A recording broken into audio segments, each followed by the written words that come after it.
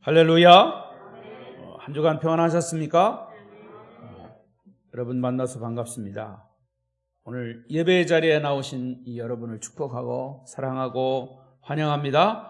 우리 옆 사람과도 인사하십시다. 오늘도 만나서 반갑습니다. 참 잘 오셨습니다. 은혜 많이 받으세요. 감고사축 감사합니다. 고맙습니다. 사랑합니다. 축복합니다. 고백하신 대로 되시기를 바랍니다. 또 혹시 비대면 영상으로 예배하시는 분이 있으면 그 자리에도 하나님의 크신 은혜가 함께 하시기를 바랍니다. 오늘도 로마서 말씀을 계속 설교합니다. 오늘이 11월 마지막 주일이죠. 교회 회계년도로 하면 이제 금년 2021년도가 마감하는 달이고 12월로 넘어가면 이제 22년도 회계년도가 되는 겁니다. 제가 로마서 100독을 권해드렸는데 정확하게 보니까 2월 21일 주일부터 로마서 1장 1절부터 이제 설교를 시작하면서 로마서 100독 하실 것을 숙제로 드렸습니다. 다시 한번 이제 연말까지 로마서 100독 숙제를 권해드립니다. 그동안 숙제하신 분은 3분이에요. 그런데 아마 100독 다 하셨는데도 간증할 것이 두려워가지고 밝히지 않은 분도 혹시 있을지 몰라요. 간증 안 하셔도 되니까. 그런데 사실은요, 로마서 100독 하면요, 할 얘기가 많이 있어요. 아무튼 시간을 늘렸으니까 금년 말까지 이제 한 달 딱 남았습니다. 로마서 100독 꼭 도전하시기 바랍니다. 그러면 왜 그렇게 로마서가 중요한가? 거듭 말씀을 드리지만 우리 개개인의 구원 문제를 다루고 있기 때문에 로마서가 중요합니다. 복음서도 있고 다른 많은 이제 성경의 책들이 있지만 특히 이 로마서는 성경 66권의 가장 핵심적인, 여러분 왜 예수 믿습니까? 구원받으려고 그러는 거죠. 정말 구원의 확신을 가지고 신앙생활을 해야 되고 또 구원의 확신 문제를 어떻게 가져야 되느냐, 어떻게 다뤄야 되느냐, 무엇이 구원의 확신이냐, 이런 것이 로마서에 다 아주 자세하게 기록이 되어 있기 때문에 로마서가 중요합니다. 바울 사도는 로마서 1장부터 8장까지를 개인의 구원 문제를 다루고 있고요. 9장부터 11장까지는 우리가 그동안에 잘 듣지 않았던 이스라엘 민족의 구원, 이스라엘 민족의 구원이 이루어져야 인류의 구원이 완성이 되고 우리 개인의 구원도 완성되는 것이요. 그래서 11장까지 그렇게 다루고 있고요. 그 다음에 이제 이렇게 구원받은 자가 어떤 삶을 살아야 하는가. 결국에는 예수 믿고 구원받은 사람들은 변한다고 그랬잖아요. 거듭난다고 그랬잖아요. 그러면 거듭난 자의 삶이 어떤 삶이어야 하느냐 하는 것을 로마서 12장부터 16장까지 바울은 구체적으로 제시하고 있습니다. 그것이 우리 거듭난 사람들, 구원받은 사람들의 삶의 지침서요, 가이드입니다. 그래서 그 안내서를 보고 우리는 삶을 살아가는 거죠. 저 사람 예수 믿더니 똑같아, 옛날하고 똑같아. 그러면 구원받은 삶의 의미가 없는 거예요. 구원받지 않은 거예요. 정말 우리가 예수 믿고 구원받았으면 구원받은 자 삶을 살아내야 합니다. 그것을 아주 디테일하게 구체적으로 로마서 12장부터 16장까지 바울은 밝혀주고 있어요. 그래서 우리가 그걸 보면서 그것을 또 풀어가면서 예수 믿고 구원받은 사람은 이렇게 살아야 되는구나 하는 것을 우리가 말씀을 통해서 구체적으로 보아야 된다는 거죠. 그래서 저는 이제 오늘 3번째 시간, 구원받은 자의 삶 3번째 시간으로 주제가 지혜롭게 생각하라 입니다. 한번 따라 하십시오. 지혜롭게 생각하라. 지혜롭게 생각하자. 무엇이 지혜롭게 생각하는 건가? 오늘 말씀을 듣고 난 다음에 여러분이 대답하십시오. 자, 사도 바울은 예수님을 만난 이후에 가장 먼저 자기 자신을 바로 알고 바로 보았습니다. 여러분, 예수 믿고 구원받으면 우선은 자기가 자신을 바로 보고 바로 알아야 합니다. 사실은 바울은 그 당시 최고의 엘리트였습니다. 율법학자인 가말리엘이라고 하는 사람 밑에서 율법을 아주 철저하게 배웠고 통달했어요.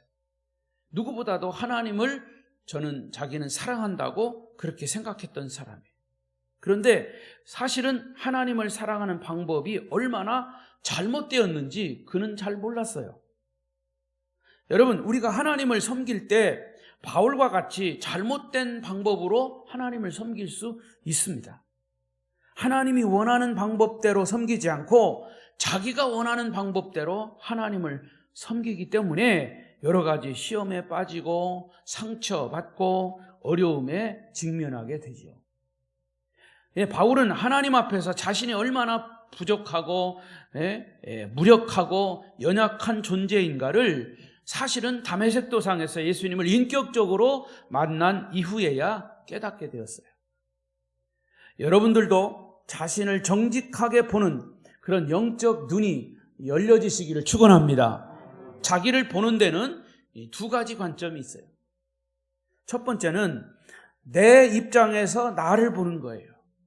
내 입장에서, 내 생각에서, 내가 가진 지식으로, 내가 가진 경험으로. 그런데 대부분 사람들이 내 입장에서 나를 보는데 이것은 두 가지 위험이 내포되어 있습니다. 첫째는 나 자신보다도 나를 스스로 낮게 평가하는 거예요. 소위 우리가 말하는 자존감이 낮은 거예요. 이게 자신을 형편없는 사람으로 여깁니다. 특히 돈이 많고 많이 배우고 똑똑한 사람, 잘생긴 사람과 비교하면서 벌써 그 사람과 같이 있으면 주눅이 들어요. 여러분, 이렇게 하면 어떤 일이 생길까요? 자신도 모르는 사이에 좌절감에 빠집니다. 의욕이 상실됩니다. 자기를 학대합니다.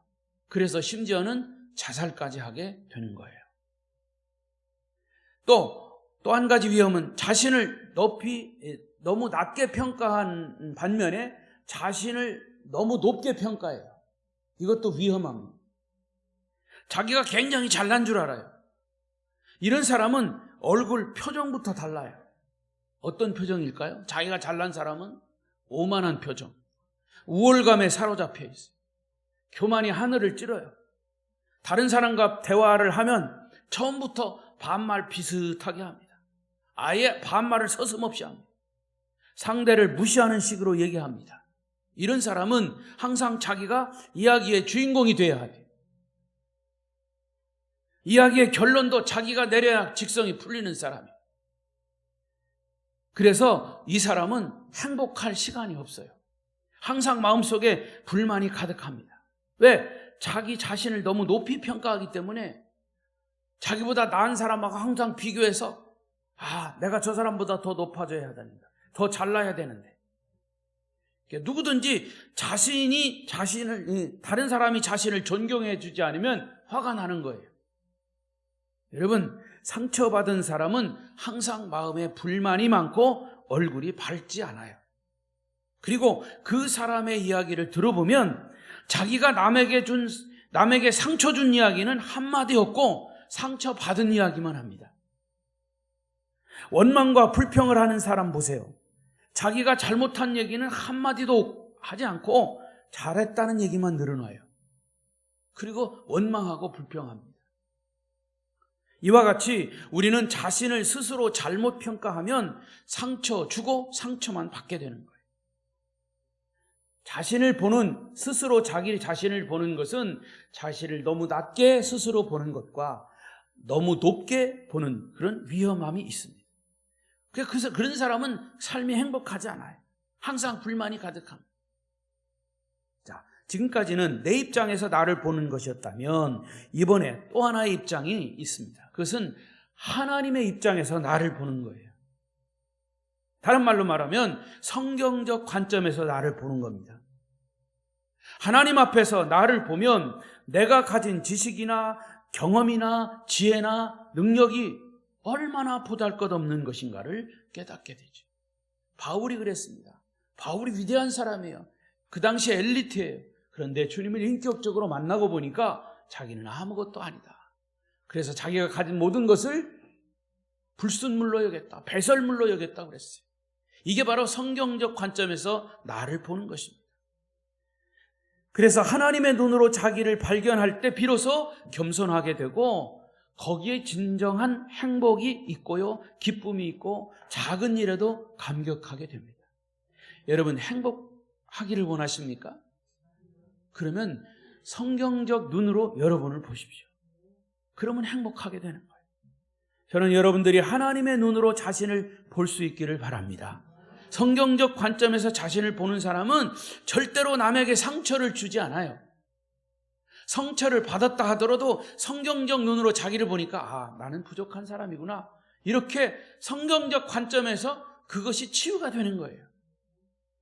성경적인 눈으로 자신을 보면서 오늘 본문 3절을 다시 살펴보겠습니다. 자, 3절을 다시 한번 읽어보십시다. 좀 말씀의 의미를 생각하시면서 시작.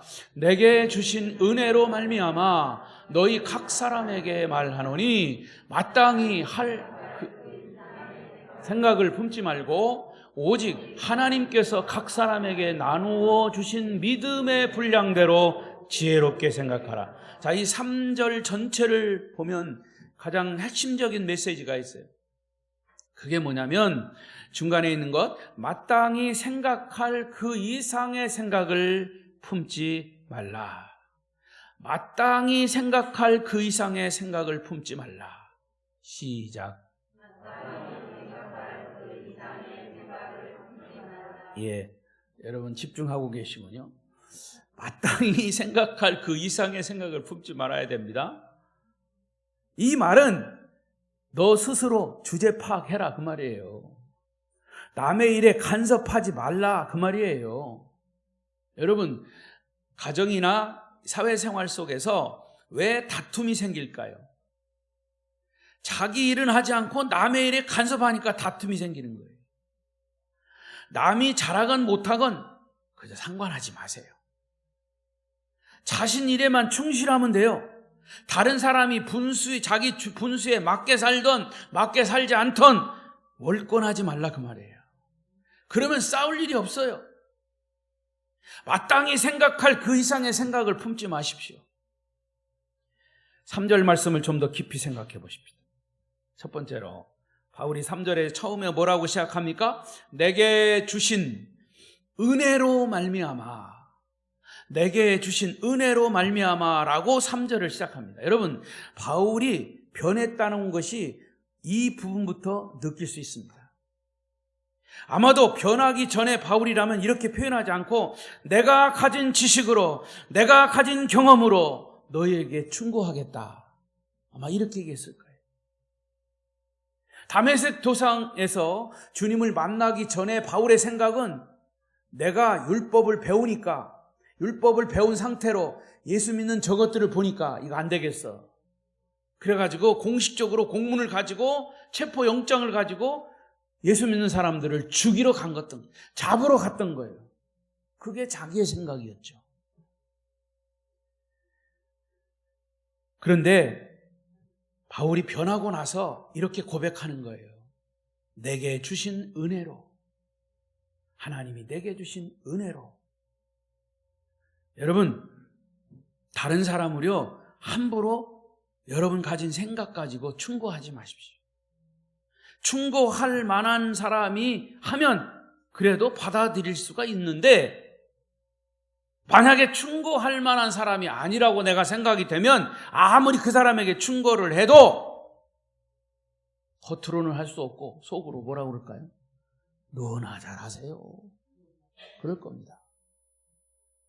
만약에 충고를 하시려면 그 사람을 위해서 충고할 말 대신 기도하세요. 사람은 충고한다고 잘 변하지 않아요. 충고할 말로 하나님께 기도하세요. 그러면 하나님이 그를 변화시킬 겁니다. 남편이 아내에게 충고하면 아내가 뭐라고 얘기해요? 당신도 똑같이 그러면서 뭐 나한테 충고를 해? 이렇게 얘기하죠. 아내가 남편에게도 마찬가지. 서로 싸움만 생기는 거예요. 사도 바울은 예수 믿고 구원받은 후에 그 부분이 달라진 거예요. 내게 주신 하나님의 은혜로 말미암아 내가 너희에게 권면한다. 여러분, 구원받은 주님의 자녀들의 말은 이렇게 바뀌어야 합니다. 내 생각에는, 내 의견에는 그렇게 하는 것이 아니고 나는 너에게 정말 주님의 사랑을 가지고 말하는 거야. 여러분, 말 가지고 내가 주님의 사랑으로 너에게 말한다. 말투를 보면 정말 주님의 사랑으로 말하는 건지 그렇지 않은 건지 금방 알 수 있어요. 왜? 내 속에 있는 것이 말로 나오는 것이기 때문에. 그래서 로마서 12장 1절에도 바울은 이렇게 얘기했어요. 12장 1절 열어주세요. 시작. 그러므로 형제들아, 내가 하나님의 모든 자비하심으로 너희를 권하노니. 하나님의 모든 자비하심으로. 그러니까 이것을 빼지 않았어요. 변하기 전에는 이 부분을 다 빼고 얘기했는데, 자기 주장을 얘기했는데, 바울은 내가 하나님의 모든 자비하심으로 너희를 권한다. 주님의 은혜 안에 있는 바울은 자기 자신을 정확하게 보고 주님의 자비로운 마음으로 다른 사람에게 권면했다는 말이에요. 주님의 사랑의 마음으로 권면을 하고 권면을 받으시기를 축원합니다. 두 번째는, 그러면 바울은 누구에게 권면하고 있느냐? 3절 서두에 보면 내게 주신 은혜로 말미암아 너희 각 사람에게 말한다 그랬어요. 너희 각 사람은 누구를 얘기하냐 하면 사실은요, 교회 공동체를 말하는 겁니다. 교회 공동체 한 사람 한 사람. 여러분, 기독교는요, 교회 공동체를 이해하고 시작을 해야 돼요. 여러분 너무나 잘 아시는 대로 교회는 건물이 아니고 사람이라고 그랬어요.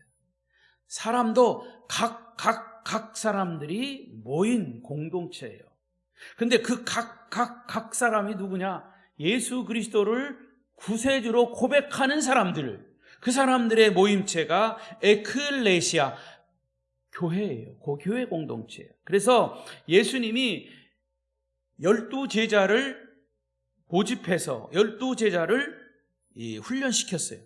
이미 예수님의 12제자는 교회 공동체가 된 거예요. 그래서 예수님이 승천하신 후에 사도행전에 오순절 성령 강림이 임한 이후에도 거기 몇 명이 있었습니까? 120명이 있었습니다. 교회 공동체예요. 주님이 재림하실 때는, 승천하실 때는 약 500여 명의 공동체가 있었습니다. 그 500여 명의 무리가 나중에 베드로의 설교를 통해서 3,000명이 됐고 5,000명이 됐고 그리고 수많은 무리로 확장해 갔습니다.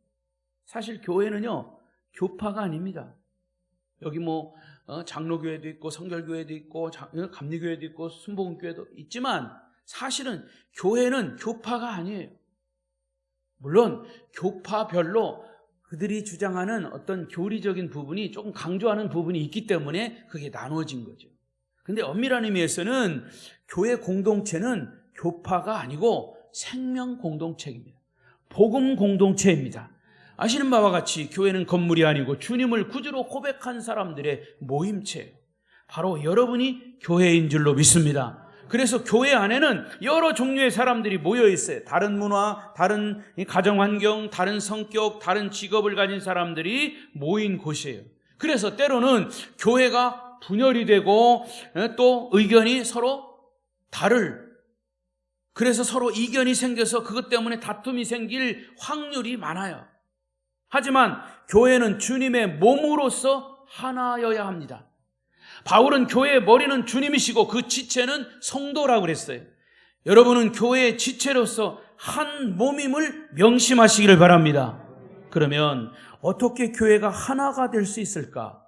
그 원리가 이 3절에 있어요. 아까 말씀드린 대로 마땅히 생각할 그 이상의 생각을 품지 않으면 하나가 됩니다. 마땅히 생각할 그 이상의 생각을 품지 않으면 교회는 하나가 되는 거죠. 자기 주제 파악을 잘하고 월권하지 않고 자기의 맡은 바 사명을 다하면 교회는 하나가 되는 거예요. 우리 아름다운 교회가 그런 교회임을 믿습니다. 따라서 아무리 잘못한 사람이 있다 해도 충고하려고 하지 말고 그 사람을 위해서 기도해 주십시오. 그러면 어느샌가 그 사람이 변해 있어요. 이런 모습이 아름다운 교회의 공동체의 모습입니다. 우리 교회는요, 한수 먹고 들어갔어. 왜? 이름부터가 아름다우니까. 아름다운 교회 아니에요? 그런데 중요한 것은 거기서 끝나지 말아야 돼요. 이름값을 못하면 그 더 부끄러운 모습일 수 있어요. 그렇잖아요. 이름은 사무엘이라 줘놓고 사무엘하고 반대되는 삶을 살면 그 사람은 이름값을 못하는 사람. 요즘 요즘 그 부모님들이 신앙이 있어가지고 자녀들의 이름을 그렇게 짓잖아요. 무슨 사라, 베드로, 에녹. 근데 그 사람이 그 이름값을 못하면 오히려 더 부끄러운 거예요. 우리 아름다운 교회는 이름값을 할 수 있기를 바랍니다. 그 다음에 세 번째로 구원받은 그리스도인의 삶의 태도를 말합니다. 이 3절에서 구원받은 그리스도인의 삶의 모습은 어떤 모습이어야 하느냐? 오직 하나님께서 각 사람에게 나누어 주신 믿음의 분량대로 지혜롭게 생각하라. 자, 여기에서 중요한 말이 나옵니다. 믿음의 분량이라고 하는 말이 나와요. 이 말 속에는 마땅히 생각할 그 이상의 생각을 품지 말라, 자기 분수를 지켜라, 월권하지 말라, 자기 일에 충실해라 하는 이 모든 말씀이 여기에 다 포함되어 있어요. 되게 자기 일에 성실한 사람은 다른 사람 별로 관심 안 둬요. 그런데 자기 일에 성실하지 않은 사람이 남의 일에 간섭해요. 역시 이 말씀에는 중요한 몇 가지 뜻이 있습니다. 첫째는 믿음은 중요하다, 그런 뜻이 있어요. 믿음 중요하지 않은 게 어디 있습니까? 믿음 중요하죠. 이 말은 우리 그리스도인은 모든 만사를, 일상생활을 믿음의 기초를 두어야 한다, 그런 뜻이에요. 믿음은 기적을 만듭니다. 믿음으로 구원을 받습니다. 주님 말씀하신 대로 믿음은 기적을 일으키고 믿음은 산을 옮기기도 합니다. 여러분, 여러분의 일상생활 모두를 믿음의 기초를 두시기를 바랍니다. 그러면 놀라운 기적을 경험하게 될 것입니다. 그래서 믿음이 중요한 거예요. 그리고 두 번째는 믿음에는 분량이 있습니다. 사람들마다요, 믿음의 분량이 다 차이가 있어요. 이제 다음에 이 12장 이 4절부터 쭉 보면 이제 8절까지 그 믿음의 은사가 쭉 나옵니다. 은사가 다 다르듯이 믿음의 분량도 사람마다 다 달라요. 그러니까 믿음의 분량이 다른 사람과 또 내가 다르다고 함부로 남을 판단해서는 안 돼요. 틀린 것이 아니라 다른 겁니다. 따라하십시다. 틀린 것이 아니라 다른 것이다.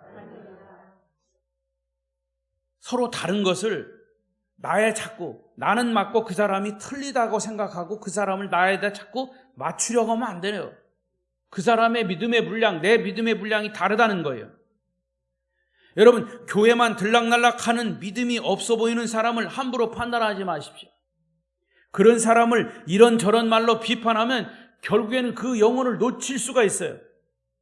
물 흐르듯이 그의 믿음의 분량대로 그냥 놔둬요. 그렇게 한참 흐르다 보면 더러운 물도 맑은 물로 변하게 됩니다. 믿음 없는 사람을 인정해주고 격려해주면 그 사람의 믿음이 자라게 돼 있어요. 또 믿음이 적은 사람은 믿음이 많은 사람을 또 함부로 판단하면 안 돼요. 그 사람은 믿음이 많기 때문에 그렇게 하는 거예요. 믿음의 분량은 은사대로 다른 겁니다. 여러분, 독수리는 창공을 날아야 독수리예요. 오리는 냇가에서 헤엄을 쳐야 오리입니다. 독수리 보고 냇가에서 헤엄치라고 하면 안 돼요. 오리 보고 창공을 날으라고 하면 그는 죽어요. 하나님은 각 사람을 뜻하신 대로 창조하셨어요. 우리가 다음에 배울 로마서 12장 4절부터 8절에 하나님이 주신 은사가 구체적으로 나옵니다. 그때 더 자세히 말씀을 드리겠습니다. 자, 그러면 그 다음에 믿음은 누가 주는 거래요? 당연히 하나님이 주시는 거예요. 믿음은 사람이 만들어내는 것이 아니에요. 내가 믿음을 갖겠습니다 한다고 믿음이 생기는 게 아니에요. 믿음도 은사예요. 하나님이 주시는 거예요. 하나님만이 우리에게 믿음을 주시는 거예요. 교회 공동체는 어머니의 품속과 같은 겁니다. 솔직히 어머니 마음속에 자식이 여럿 있으면 마음에 꼭 맞는 자식이 얼마나 될까? 다 꼭 맞겠죠. 맞습니까? 내가 어머니가 아니라서 잘 모르겠어. 근데 사실은 모든 자식이 하나같이 피눈물로 키운 자식들이에요. 어머니는 보고도 못 본 척하고 듣고도 못 들은 척하고 변함없이 사랑만 하는 분이에요. 어머니예요.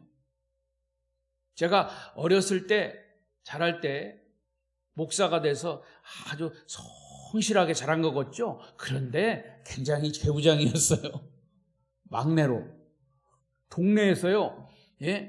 키는 좀 작아도 골목 대장을 한 사람이에요. 제가. 그런데 그렇게 말썽을 부려서 아빠한테 혼나요. 우리 아버지는 정말 무서운 분이에요. 매는 때리지 않고 잘못하면요 저기 광에다, 광이라고 그러죠. 뭐라고 그럽니까? 쌀 두는 뭐 하여튼 그 광에다가 가둬요. 잘못하면 제가 갇혀 있어요. 밥도 안 주고 하루 종일. 그러면 밥을 주는 사람이 누구냐? 엄마예요. 아빠 몰래 밥 가져와서 품에 안아주면서 춥지 배고프지. 그러면 이제 그 엄마 품에 들어가서 내가 잘못한 것이 뉘우쳐지죠. 그러면 이제 아버지한테 가서 빌어요. 무릎 꿇고 잘못했습니다. 눈물 뚝뚝 흘리면서. 그게 어디서부터 그렇게 됐냐? 엄마 품속에서부터 된 거예요. 그래서 엄마는 보고도 못 본 척, 듣고도 못 들은 척, 변함없이 사랑만 하는 그분이에요. 이제 그 어머니를 그 자식이 사랑해야 돼요. 101세 되신 어머니.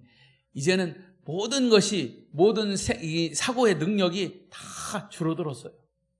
그래서 저하고 전화만 통화해도 그냥 막 우셔요. 이게 어머니의 사랑이라. 그래서 교회는 사랑의 공동체, 어머니 품속과 같은 사랑의 공동체. 어떤 목사님이요, 교회를 설명하는데 참 재미있게 설명을 하시더라고요. 1000개의 교회 그림을 조각 퍼즐로 맞추는 거예요. 1000개의 조각 그림 한 개 한 개 맞춰 가다 보면 아름다운 교회 그림이 나타나는 거예요. 근데 퍼즐 조각 1000개가 흩어져 있을 때는 아주 지저분하고 다 버려야 될 것 같아요. 그런데 퍼즐 조각이 다 맞춰졌을 때 그 교회의 그림은 정말 환상적이고 아름다운 교회가 되는 겁니다. 그것이 바로 교회예요. 그리스도인들의 삶인 것을 이 퍼즐 조각 맞추는 것으로 교회를 멋지게 설명하시더라고요. 1000개의 퍼즐 조각이 한 개라도 빠지면 미완성된 교회, 아름답지 못한 교회.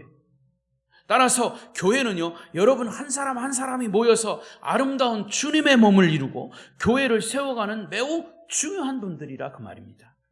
여러분 한 분 한 분 중에 불편한 사람은 한 사람도 없어요. 여러분은 하나님의 사랑받기 위해 태어나신 분들입니다. 할렐루야. 옆 사람에게 얘기했습니다. 옆 사람 이제 졸리실 텐데 당신은 하나님의 사랑받기 위해 태어나신 분입니다. 시작.